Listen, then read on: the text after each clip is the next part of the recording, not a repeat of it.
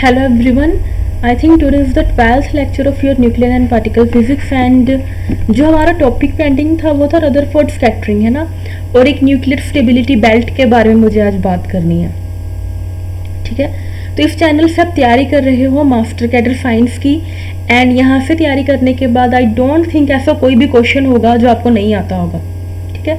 तो इस चैनल के साथ जुड़े रहो और अपनी तैयारी को बहुत अच्छे से करने की ट्राई करो, ठीक है। तो हम रदरफोर्ड स्कैटरिंग के बारे में वैसे हमने लोअर क्लासेस में पढ़ा हुआ है कि रदरफोर्ड स्कैटरिंग में मैं आपको बेसिक सा थोड़ा सा आइडिया दे देती हूँ, बाकी हम वो डिस्कस करेंगे फिर जो एग्जाम के रेलेवेंट है, ठीक है। तो रदरफोर्ड स्कैटरिंग में रदरफोर्ड ने क्या किया था, रदरफोर्ड ने एटम का मॉडल जानने की कोशिश की थी, है ना। एंड उसके लिए उसने क्या किया था, उसने एक गोल्ड फॉइल ली थी और गोल्ड फॉइल पर उसने कौन से पार्टिकल को हिट करवाया था, अल्फा पार्टिकल को हिट करवाया था। अल्फा पार्टिकल भी पॉजिटिवली चार्ज है ना, और हमने क्या देखा था जब उसने इन दोनों को कोलिजन करवाया था तो अल्फा पार्टिकल क्या होता था, जब अल्फा पार्टिकल यहां तक पहुंचता था किसी भी डिस्टेंस तक, ठीक है, उसके बाद वो अपना पाथ रिट्रेस कर लेता था। ओके, तो मैक्सिमम वो जिस डिस्टेंस तक पहुंच पाए उसको हम कहते हैं डिस्टेंस ऑफ क्लोजेस्ट अप्रोच। इस डिस्टेंस को हम डिनोट करते हैं स्मॉल डी से, और इसको हम क्या कहते हैं, डिस्टेंस ऑफ क्लोजेस्ट अप्रोच। इसका क्या मतलब है, इसका ये मतलब है कि जो आपका अल्फा पार्टिकल है वो कहां तक जा पाया, ओके, ठीक है। और उसने क्या देखा था कि जो मैक्सिमम पार्टिकल है वो कहां से निकल गए थे, बहुत थोड़े पार्टिकल्स थे जो 180 डिग्री से अपना पाथ रिटर्न कर गए थे, जैसे कि ये है ना, तो ये ऐसे गया और ऐसे ही ये वापस आ गया, ठीक है। तो ये 180 डिग्री से उसने अपना पाथ को कवर कर लिया। और बाकी कैसे थे, कोई तो जो अल्फा पार्टिकल यहां से थे तो कोई तो फिर सीधा ही निकल गए थे, कईयों का पाथ थोड़ा कम डेविएट हुआ था, ठीक है। तो इस तरह से आपकी डायग्राम बनती है, ओके। तो ये बेसिक है जो हमने लोअर क्लासेस में पढ़ा। और उसके बाद उसने क्या कंक्लूजन निकाला था, उसने ये कंक्लूजन निकाला था कि मोस्ट ऑफ द जो आपके पास मास है, मोस्ट ऑफ द जो पॉजिटिव चार्ज है वो सेंटर में है।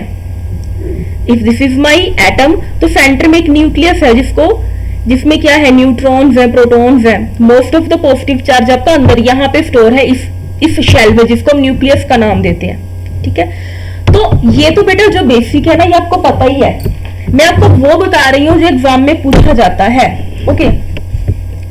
तो सबसे पहले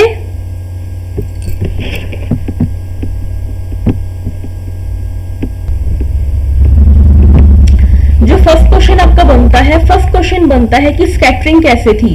scattering between the alpha particle and the gold foil के बीच में जो स्कैटरिंग थी वो इलास्टिक स्कैटरिंग थी।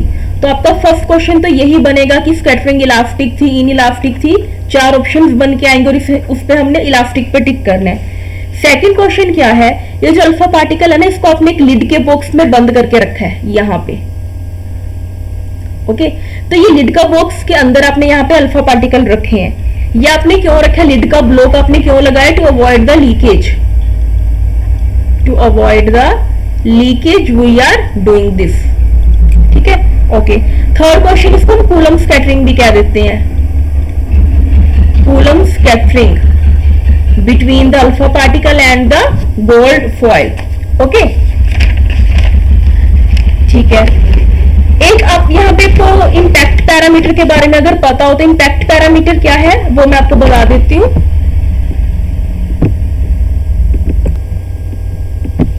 ओके, तो इम्पैक्ट पैरामीटर क्या है, इम्पैक्ट पैरामीटर है, मान लो आपके पास ये न्यूक्लियस है, this is the nucleus of gold foil, okay, and this is the centre, atom ले लो, ये सेंटर ले लो, न्यूक्लियस का सेंटर, ठीक है, this is the nucleus and this is the centre. तो होगा क्या, अगर कोई भी अल्फा पार्टिकल यहां से गया लाइक दिस, अगर कोई भी अल्फा पार्टिकल यहां से गया तो डिस्टेंस बिटवीन दिस, इस डिस्टेंस को हम बोलते हैं इम्पैक्ट पैरामीटर, इसको हम डिनोट करते हैं बी से, ठीक है।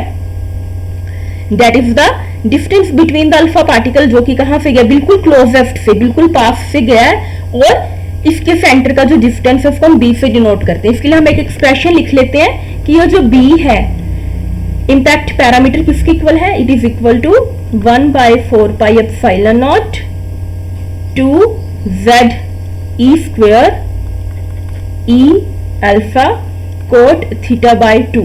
वैसे ये एक्सप्रेशन इंपॉर्टेंट नहीं है, तो अगर आप इसको लर्न ना करना चाहो तो भी चलेगा। ओके ठीक है।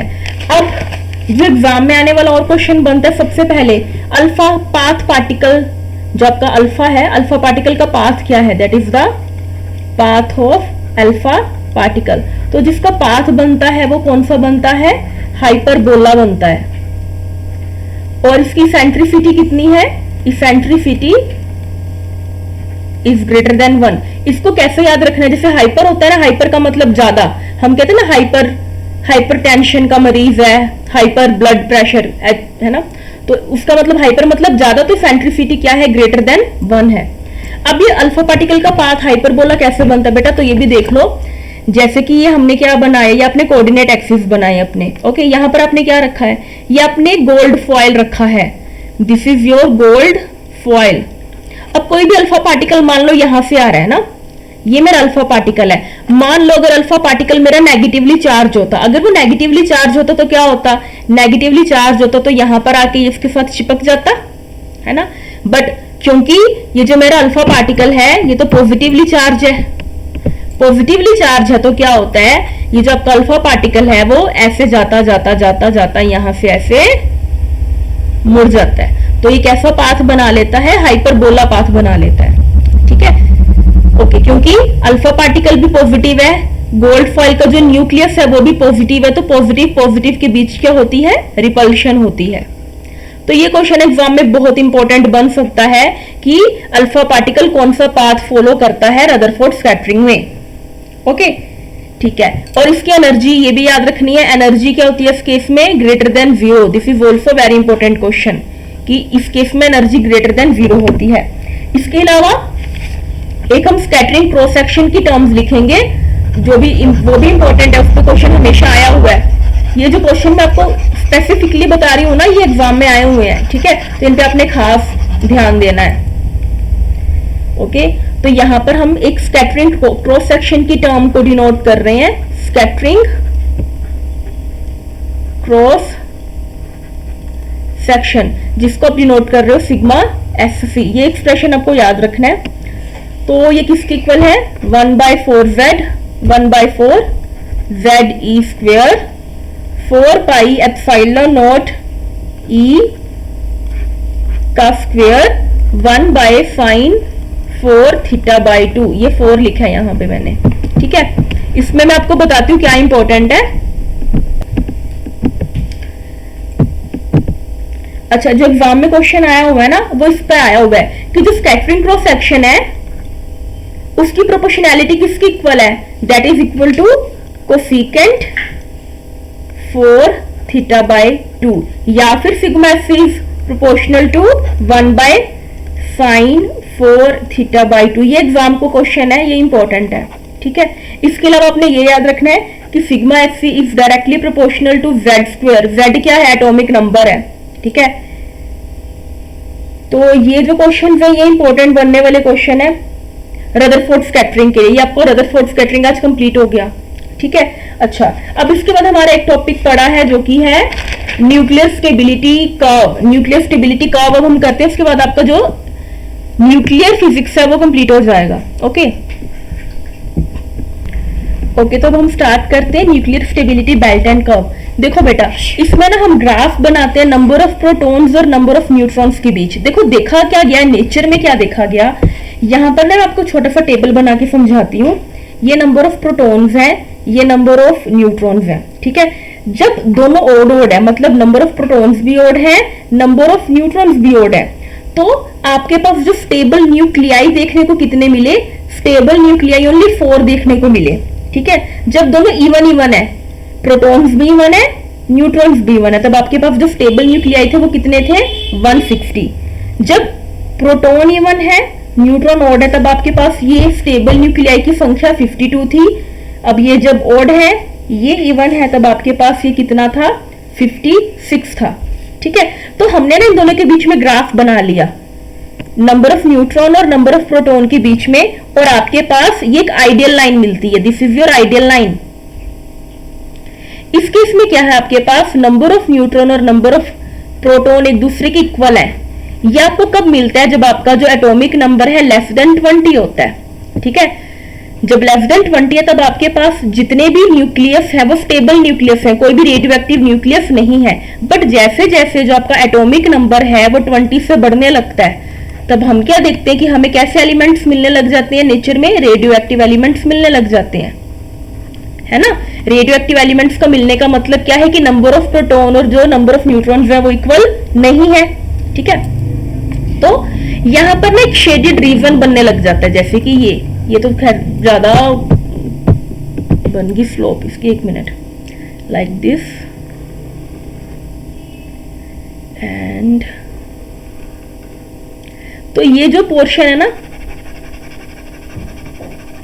इस पोर्शन में ये जो मैंने आपको शेड करा हुआ ये वाला पोर्शन, ठीक है, ये तो क्या है, this is your ideal line. Ideal line पे क्या है, आइडियल लाइन पे नंबर ऑफ न्यूट्रॉन और नंबर ऑफ प्रोटॉन एक दूसरे के इक्वल है, और इसको हम कहते हैं this is the region of stability, region of stability, या फिर इसको स्टेबिलिटी बेल्ट भी कह देते हैं। जितने भी न्यूक्लियस इस रीजन में लाई करते हैं ना वो सभी स्टेबल है। ठीक है, इस बेल्ट में, और जितने भी इस बेल्ट के बिलो लाई करते हैं और जितने भी इस बेल्ट के अबव लाई करते हैं वो सभी क्या है, अनस्टेबल है। ठीक है, अब देखो जो भी न्यूक्लियाई आपके पास अनस्टेबल है वो स्टेबल होने के लिए क्या करता है, वो स्टेबल होने के लिए अल्फा, बीटा या गामा इन तीनों रेस को छोड़ता है ना, तभी वो क्या हो पाता है, स्टेबल हो पाता है। तो हमने क्या देखा कि इस रीजन को छोड़ के, ये जो मैंने आपको कर्व, ये जो मैंने शेडेड रीजन किया, इसको छोड़ के आपके पास अबव द बेल्ट ये वाला पोर्शन हो गया, बिलो द बेल्ट ये वाला पोर्शन हो गया। तो स्टेबल होने के लिए वो क्या करते हैं, बीटा रेस को एमिट करते हैं। ठीक है, बिलो द बेल्ट कौन सी बीटा रे एमिट होती है, बीटा पॉजिटिव, और अबव द बेल्ट कौन सी बीटा रे एमिट होती है, बीटा नेगेटिव। तो ये बीटा नेगेटिव रेज एमिट करके क्या करेगा, बीटा नेगेटिव रेज एमिट कर करके वो कोशिश करेगा कि वो कहां पर आ पाए, इस रीजन में आ पाए, स्टेबिलिटी रीजन में। सिमिलरली जो भी न्यूक्लियस यहाँ पे बिलो द बेल्ट लाई करता होगा वो बीटा पॉजिटिव को छोड़ गया, बीटा पॉजिटिव को एमिट कर करके क्या कोशिश करेगा कि वो कहां पर आ जाए, इस बेल्ट में आ जाए। ठीक है, तो यही क्वेश्चन इसमें बनने वाला है कि बिलो द बेल्ट कौन सा बीटा पार्टिकल एमिट होता है, बीटा पॉजिटिव, बीटा नेगेटिव या बीटा जीरो, 2-4 ऑप्शन दे देंगे, अल्फा भी दे देंगे, गामा भी दे देंगे, या अबव द बेल्ट कौन सा रिलीज होता है। ठीक है, तो एक आपने ये भी याद रखना है कि बीटा नेगेटिव के केस में जो n/z की रेशियो है, n/z की ratio that is less than 1। ठीक है, और ये जो बीटा नेगेटिव है ये किस रीजन में लाई करते हैं, ये नंबर ऑफ न्यूट्रॉन्स की तरफ लाई कर रहे हैं ना। जो बीटा नेगेटिव है ये किसके ज्यादा पास है, ये नंबर ऑफ न्यूट्रॉन्स के ज्यादा पास है। ठीक है, और बीटा पॉजिटिव के केस में जो आपके पास n/z की रेशियो है दैट इज ग्रेटर देन 1, और ये किस साइड लाई करते हैं, ये प्रोटॉन की साइड पर लाई करते हैं, बिलो द बेल्ट लाई करते हैं। ठीक है, और इस केस में जो आपके पास ये जो आइडियल लाइन है ना, इसमें क्या है, n/z इक्वल टू 1 है, क्योंकि दोनों की रेशियो, क्योंकि दोनों इक्वल है, तो n/z अगर आप करोगे तो आपको क्या मिलेगा, 1 मिलेगा। ठीक है, तो ये जो आपका इसमें से जो आने वाला क्वेश्चन है ना, ये इंपॉर्टेंट टॉपिक है छोटा सा, बट ये क्वेश्चन पूछा जा सकता है एग्जाम में। ठीक है, तो इन बातों को थोड़ा सा ध्यान में रखना कि बिलो द बेल्ट n/z की क्या रेशियो है, या फिर अबव द बेल्ट क्या रेशियो है ना, और कौन सा पार्टिकल कब रिलीज होता है। ठीक है, और सबसे ज्यादा पार्टिकल आपको, सबसे ज्यादा न्यूक्लियस कब स्टेबल देखने को मिलते हैं, जब प्रोटॉन और न्यूट्रॉन दोनों का नंबर इवन होता है, तब आपके पास मोस्ट पार्टिकल्स आपको देखने को मिलते हैं। ठीक है, तो यहां पर बेटा न्यूक्लियर फिजिक्स आपकी हो गई है कंप्लीट। मेरे अकॉर्डिंग तो कोई भी टॉपिक ऐसा नहीं बचा है जो आपका पेंडिंग हो। ठीक है, एंड कल से हम स्टार्ट करेंगे पार्टिकल फिजिक्स, और उसके बाद आपका न्यूक्लियर एंड पार्टिकल कंप्लीट हो जाएगा। उसके बाद हम करेंगे एमसीक्यूज जो पिछले को पेपर में भी आए हुए हैं, और उसके अलावा जो भी मुझे इंपॉर्टेंट लगते हैं। ठीक है, आई होप आपको बहुत अच्छे से समझ आ रहा है। And if you come across any doubt please comment करो। कुछ भी नहीं समझ आता है, या आपको कोई और टॉपिक पे वीडियो चाहिए, कुछ भी आपको इंप्रूवमेंट चाहिए, please give your feedback so that we can improve our content. ठीक है, thank you so much, keep focusing on your study and okay, thank you, आज के लिए इतना ही, बाय बाय, टेक केयर।